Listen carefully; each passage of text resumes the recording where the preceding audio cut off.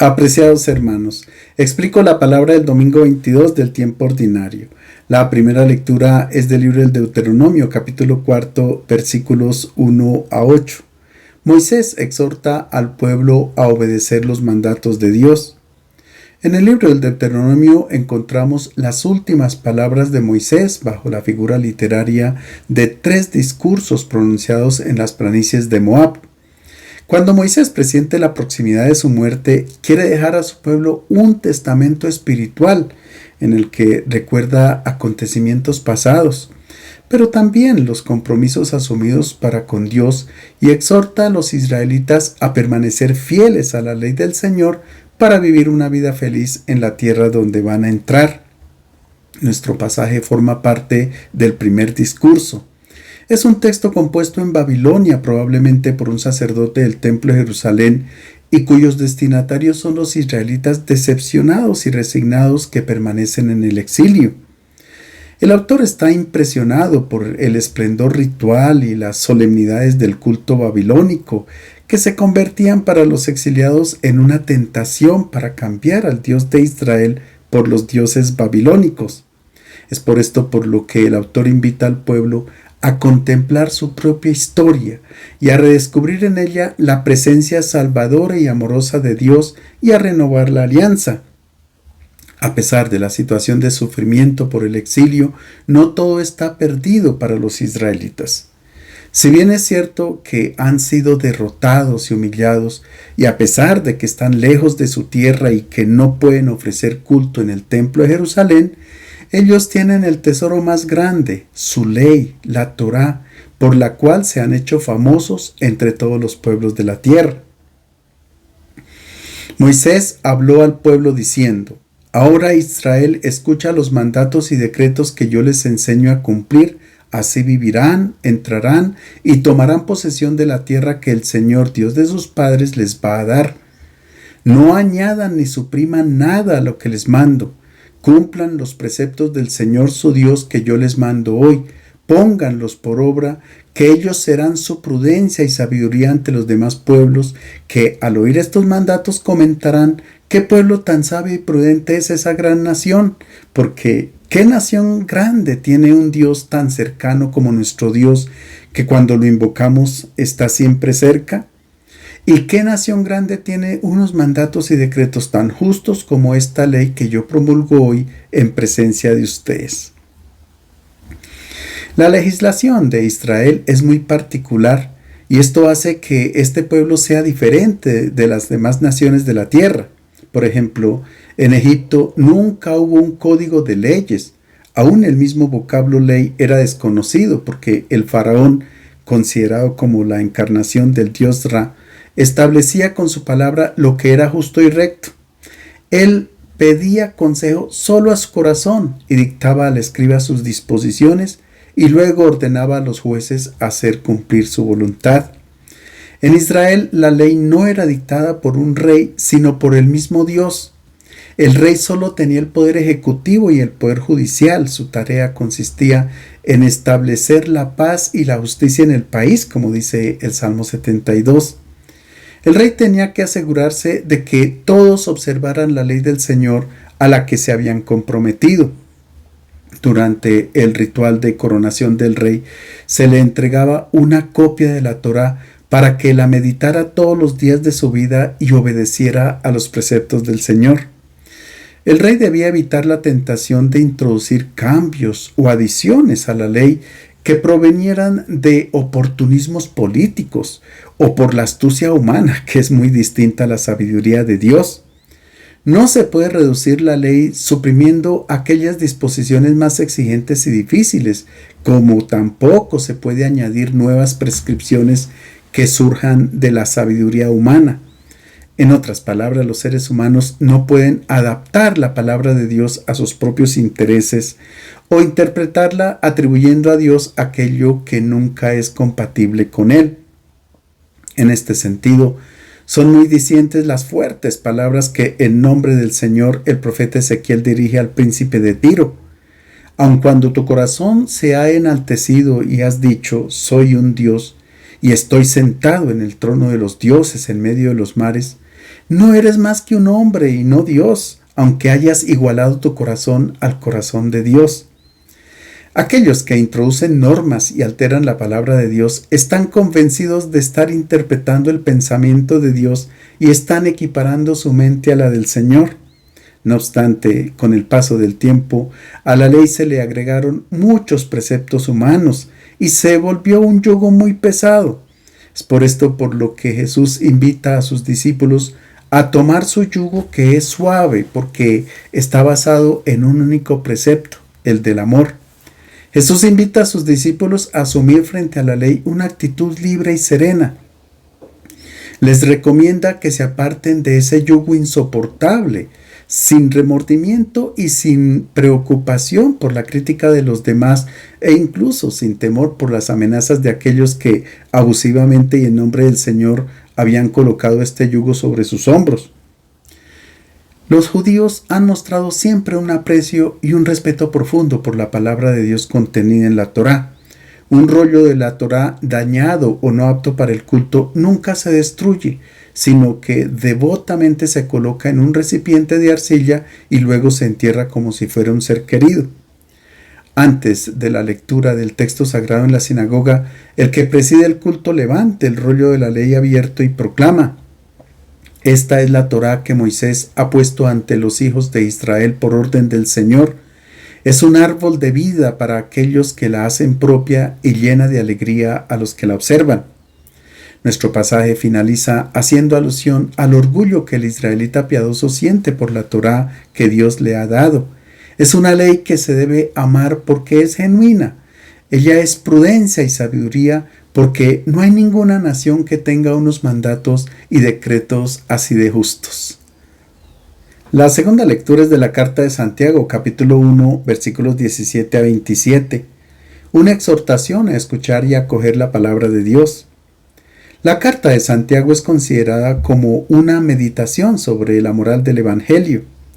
Fue compuesta en el año 60 después de Cristo por un cristiano de la comunidad de Jerusalén, quien se presenta bajo el seudónimo de Santiago, siervo de Dios y del Señor Jesucristo. En esta carta el nombre de Jesús aparece solo una vez. Sin embargo, es en sus palabras, especialmente en las del Sermón del Monte, en las que el autor se ha inspirado. El pasaje de hoy aborda el tema de la palabra de Dios. Mis queridos hermanos, todo lo que es bueno y perfecto baja del cielo, del Padre de los astros, en quien no hay cambio ni sombra de declinación. Porque nos hizo nacer por la palabra de verdad, para que fuéramos los primeros frutos de la creación. Por tanto, dejen de lado toda impureza y todo resto de maldad, y reciban con mansedumbre la palabra implantada en ustedes, que es capaz de salvarles la vida. Pero no basta con oír la palabra, hay que ponerla en práctica, de lo contrario se estarán engañando a ustedes mismos. Una religión pura e intachable a los ojos de Dios Padre consiste en cuidar de huérfanos y viudas en su necesidad y en no dejarse contaminar por el mundo. En la comunidad cristiana había quienes afirmaban que el mal procedía de Dios. Santiago les da respuesta y dice que en el Señor solo se puede originar el bien, porque todo lo que es bueno y perfecto baja del cielo, es decir, procede de Dios, que es luz y en él no hay sombra. Por tanto, la palabra de verdad que conduce a la salvación es un don que procede del Padre. Ahora bien, para salvar la vida no es suficiente con oír esta palabra, sino que hay que escucharla con docilidad, con buena disposición y ponerla en práctica para que ella produzca frutos abundantes. Si el corazón del ser humano no se abre a la verdad, no cambia de mentalidad o de vida, esta palabra es como una semilla que cae sobre la roca, languidece y se seca. La palabra de Dios es como un espejo que revela los rasgos que nos hacen semejantes al Padre que está en los cielos, pero también ella pone en evidencia nuestras fealdades que nos deforman y que deben ser corregidas. La escucha de la palabra de Dios lleva al creyente a pasar de una religión formal, ritual, legalista, externa, superficial, a una religión de efectivo compromiso, centrada en el proyecto de Dios y en el amor a los hermanos. Es por esto por lo que el autor afirma que la auténtica religión consiste en cuidar de huérfanos y de viudas en su necesidad y no dejarse contaminar por el mundo.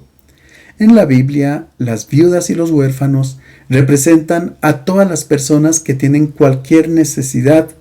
En definitiva, la escucha de la palabra de Dios lleva a asimilar los sentimientos y la premura del Señor para con los más débiles y necesitados. El Evangelio es de San Marcos, capítulo 7, versículos 1 a 23. Jesús critica a los escribas y fariseos porque descuidan el mandamiento de Dios para aferrarse a las tradiciones humanas. En el Evangelio de Marcos encontramos varias discusiones de Jesús con las autoridades religiosas de Israel, sobre todo con los escribas y fariseos. Ellos atacaban a Jesús porque él ofrecía una enseñanza nueva que no estaba en sintonía con la mentalidad de estos grupos religiosos. Además, discutían con Jesús porque él perdonaba los pecados gratuitamente, incluso sin pedir el arrepentimiento de la persona. También discutían sobre el ayuno y sobre su comportamiento, porque Jesús comía y hacía fiesta con publicanos y pecadores y no observaba las leyes del sábado. San Marcos dice que las autoridades religiosas de Jerusalén se preocupaban por este comportamiento de Jesús y enviaron a un grupo de escribas para verificar lo que estaba sucediendo y para poner al pueblo en alerta por el peligro espiritual que estaba corriendo. Sin embargo, las multitudes escuchaban con agrado a Jesús y no estaban de acuerdo con las afirmaciones de las autoridades judías, porque veían que Jesús hacía prodigios, curaba a los enfermos, expulsaba demonios, etc. Sin embargo, las autoridades lo acusaban de expulsar a los malos espíritus con el poder de Belcebú, príncipe de los demonios. Belcebú no es el diablo, sino una divinidad pagana que era adorada por los filisteos en el santuario de Ecrón, en la llanura de Sharón, en la ribera del mar Mediterráneo. Era famoso porque curaba enfermedades, a tal punto que incluso algunos judíos lo visitaban a escondidas cuando veían que el Dios de Israel no los curaba. Los escribas culpaban a Jesús de hacer alianza con este ídolo que desviaba la fe de Israel al verdadero Dios. En nuestro pasaje, las autoridades sienten el deber de bajar por segunda vez de Jerusalén a Galilea para encontrar a Jesús, porque les había llegado la noticia de que él estaba violando un precepto fundamental de la religión de Israel y enseñaba a los discípulos a transgredirlo. Escuchemos. En aquel tiempo se acercaron a Jesús un grupo de fariseos y algunos letrados venidos de Jerusalén. Vieron que algunos de sus discípulos comían con manos impuras, es decir, sin lavárselas. El hecho de que Jesús no practicara el ritual del lavado de manos y enseñara a los discípulos a no darle importancia a esta práctica escandalizaba a las autoridades religiosas. Es que no se trataba solamente de un asunto de higiene, sino de purificación ritual para eliminar la impureza que causaba el contacto con algunas cosas inmundas. El libro del Levítico establece claramente qué es impuro y qué es puro. Hay ciertos animales puros que son comestibles y otros que son impuros y no se pueden comer, como el cerdo, el camello, el conejo, la liebre, etc. También se retenía impuro todo aquello que hiciera referencia a la muerte, como la sangre, en la esfera del parto, las enfermedades como la lepra, etc. Quien hubiera contraído cualquier impuridad no se podía acercar al Señor, sino que debía purificarse con anterioridad. En el libro del Éxodo se dan las disposiciones para recuperar la pureza que obligaba solo a los sacerdotes del templo, porque ellos, viviendo en permanente contacto con Dios, el Santo, debían mantenerse en estado constante de pureza. No podían entrar en contacto con algo que tuviera que ver con la muerte, por tanto, ellos no podían asistir a un funeral y luego ir a oficiar el culto. Debían caminar descalzos en el templo, incluso durante el invierno, porque el calzado estaba hecho de cuero y por tanto de un animal muerto. En tiempo de Jesús, los fariseos enseñaban que estas prescripciones que eran para los sacerdotes debían ser aplicadas a todos los israelitas en la vida cotidiana. Ellos tenían que ser puros, mientras que consideraban a los extranjeros como inmundos. En nuestro pasaje, el conflicto se presenta porque Jesús toma el alimento sin lavarse las manos. Se trataba de un rito que pretendía inculcar a los israelitas que cuando tomaban el alimento en sus manos, tomaban algo puro, algo vital. Por tanto, era un don de Dios que se debía compartir con los hermanos de su pueblo, no con los extranjeros, porque eran impuros.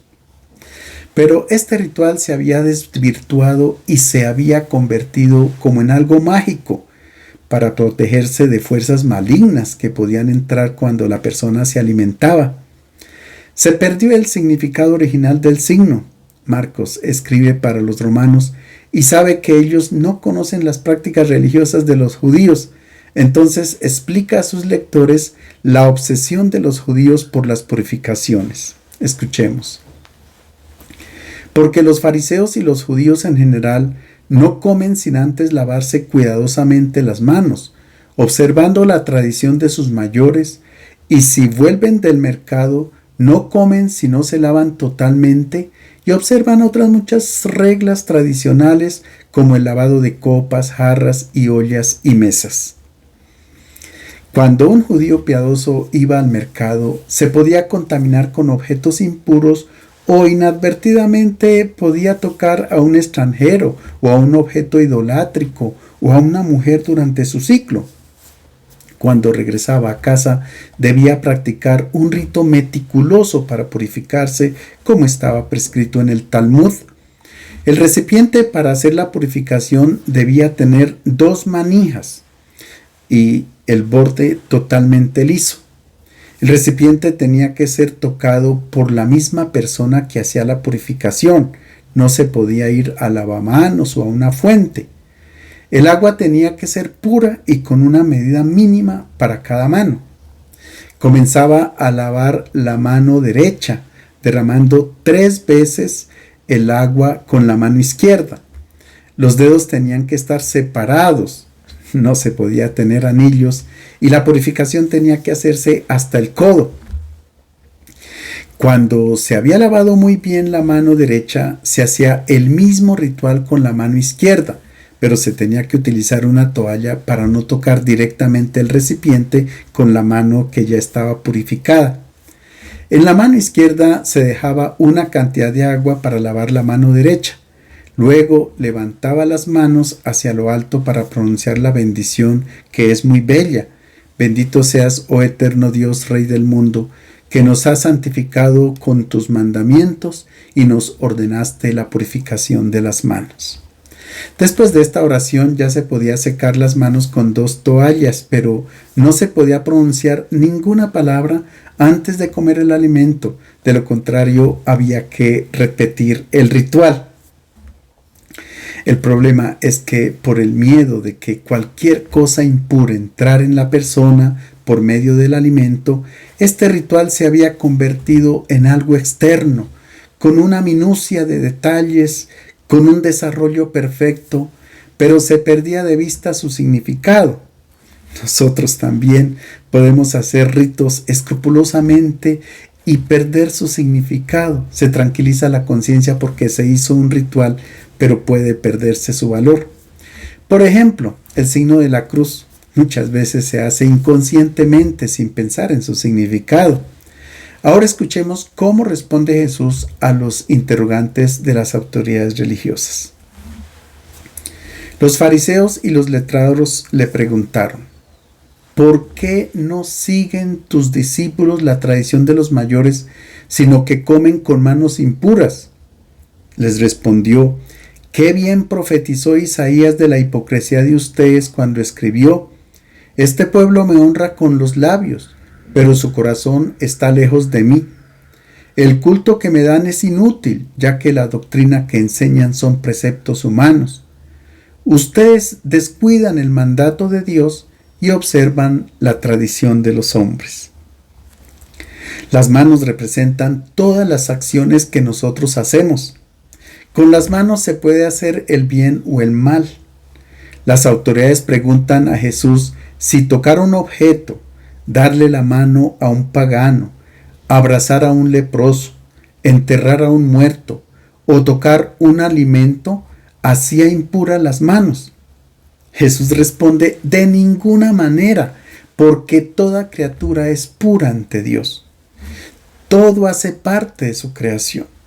Los judíos hacían un rito escrupuloso para devolver la pureza a las manos.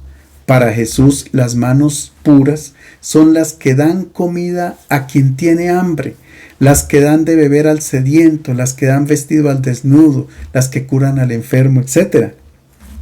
En el Evangelio de Lucas, cuando Jesús discute con los escribas y fariseos sobre las purificaciones, les dice: ustedes los fariseos limpian lo de afuera del vaso y del plato, pero por dentro están llenos de robo y de maldad. Den más bien lo que está dentro del vaso y del plato como obra de caridad, y entonces todo les será limpio. Jesús va a lo esencial. Las obras de amor son las que purifican las manos. Los escribas y fariseos no eran personas malas. Pablo, que era un fariseo, en la carta a los Romanos, refiriéndose a ellos, dice: yo testifico a su favor de que tienen celo de Dios, pero no conforme a un pleno conocimiento. Ellos son gente buena que observan escrupulosamente la ley, pero vivían esclavos de sus tradiciones religiosas, y Jesús no los pudo liberar de ellas para que acogieran el amor incondicional de Dios. En nuestro pasaje, Jesús cataloga a sus interlocutores como hipócritas, que no es un término peyorativo. Hipócrites en griego hace referencia a los actores de teatro. Ellos no dejaban ver su verdadero rostro, sino que se ponían una máscara y simulaban lo que ellos no eran. Por ejemplo, un comerciante se presentaba como filósofo. Jesús cataloga a los escribas y fariseos como comediantes. Y Dios no necesita de una comedia, sino que espera un culto sincero. Isaías, al inicio de su libro, presenta la comedia religiosa que había en Jerusalén, e interpretando el pensamiento de Dios dice: estoy cansado de holocaustos de carneros y de ganado cebado. Aunque multipliquen las oraciones, no escucharé. Sus manos están llenas de sangre. Lávense, límpiense, quiten la maldad de sus obras de delante de mis ojos. Dejen de hacer el mal, aprendan a hacer el bien, busquen la justicia, reprendan al opresor, defiendan al huérfano, aboguen por la viuda. Jesús cita a Isaías para decir que él espera una relación diferente del pueblo para con Dios. Espera obras de amor que son las que agradan al Señor. Y ahora Jesús aclara qué es lo que realmente hace impuro al hombre. Llamando de nuevo a la gente, les dijo: escuchen todos y entiendan. No hay nada fuera del hombre que al entrar en él pueda contaminarlo. Lo que lo hace impuro es lo que sale de él. De dentro del corazón del hombre salen las malas intenciones, fornicaciones, robos, homicidios, adulterios, avaricias, engaño, fraude, desenfreno, envidia, calumnia, arrogancia, estupidez. Todas estas maldades salen de dentro y contaminan al hombre. Jesús aclara realmente qué es lo que hace impuro al ser humano. Mientras que los judíos incluían a los alimentos y a los extranjeros dentro de lo impuro, los cristianos tenían que superar esta concepción. Así es, Pedro tuvo una visión en Jaffa.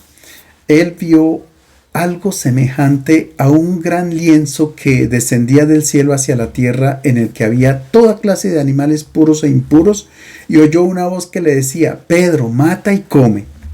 Luego él va a Cesarea Marítima, entra en casa de un extranjero, el centurión Cornelio, y bautiza a todos los de su casa. Esta acción de Pedro no agradó para nada a sus compañeros de Jerusalén, porque había entrado en casa de un pagano, pero era un signo de unidad que eliminaba la discriminación entre cristianos y extranjeros o paganos. Jesús enseña a la multitud y a sus discípulos que es del corazón del hombre que sale la impureza. Y por corazón se entiende no solo los afectos, sino la mente, la conciencia y el origen de nuestras decisiones. Jesús presenta 12 comportamientos que salen del corazón del ser humano y que lo hacen impuro, es decir, que lo destruyen. En la lista hay 6 en plural y 6 en singular. Veamos los que están en plural. Malas intenciones. Son pensamientos malignos, pensar mal de los demás, ver siempre el mal en el otro. Mucha gente quiere tener bajo control la vida de los demás, sospechan y sienten un placer morboso comunicando a los amigos las propias sospechas y así se llega a la calumnia. Segundo, fornicaciones o prostituciones. Son todas las situaciones de la vida en las cuales una persona se vende por interés. Hay muchas formas de prostitución. Para surgir en la profesión se vende la conciencia o la dignidad para obtener cualquier favor. Tercero, los robos. Son muchos los modos de robar. No solo es quitar algo a otro, sino cuando gestionamos como propios los bienes de este mundo. Es un hurto porque ellos pertenecen a Dios. Es un hurto tener lo superfluo cuando el otro está en la indigencia.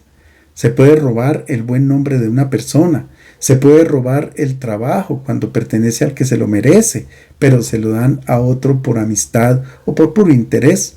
Son muchos modos de robar que salen del corazón y deshumanizan. En cuarto lugar, los homicidios.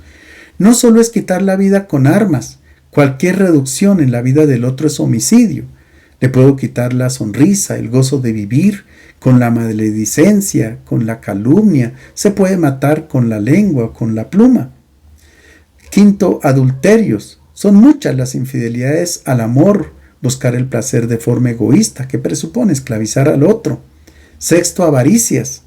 Es la codicia y la pulsión para acumular. Se piensa que la felicidad consiste en tener más. Para Jesús la felicidad del ser humano no consiste en tener más, sino en donar más. Hay más alegría en dar que en recibir. Lo que no hemos donado a nuestros hermanos necesitados nos lo retienen en la aduana cuando pasamos a la otra vida. Veamos los comportamientos en singular. El engaño o fraude, en griego se dice dolos, es la actitud de quien piensa en su propio interés y está dispuesto a maquinar lo que sea para obtener su propio objetivo. Desenfreno o libertinaje, acebeia se dice en griego. El desenfreno no solamente en el ámbito sexual, sino que es no tener freno en nada, ni para beber, comer, divertirse, etc. Es la falta de autocontrol. La envidia, en griego se dice oftalmos poneros, mal ojo. Es el miedo que alguno me quite algo y por tanto lo tengo bajo mis ojos, y me pongo mal cuando el otro tiene lo que yo no puedo obtener. Cuando a alguien le va bien en la vida y luego le sucede alguna cosa negativa, entonces nos alegramos. Eso es tener mal ojo o envidia. Calumnia, en griego se dice blasfemia. Es el rechazo a la verdad, cuando se busca esconder la verdad. La arrogancia es querer estar siempre al centro de la atención. Cuando abro la boca todos tendrán que estar en absoluto silencio. La estupidez, afrosiné, en griego, se trata de no orientar en modo correcto las decisiones de la propia vida. En el Evangelio de Lucas, afron es el adjetivo con el que se califica al campesino que amplía los depósitos para almacenar la cosecha abundante en vez de compartirla. Es un loco. En la noche le piden la vida, ¿y para qué le sirvió haber acumulado? La estupidez consiste en dedicar toda la existencia a acumular y no a donar para construir amor. Todos estos comportamientos son muy dañinos y destructivos en una comunidad cristiana. Jesús enseña que todas estas cosas malas proceden de dentro del corazón y contaminan al ser humano, es decir, hacen morir lo humano.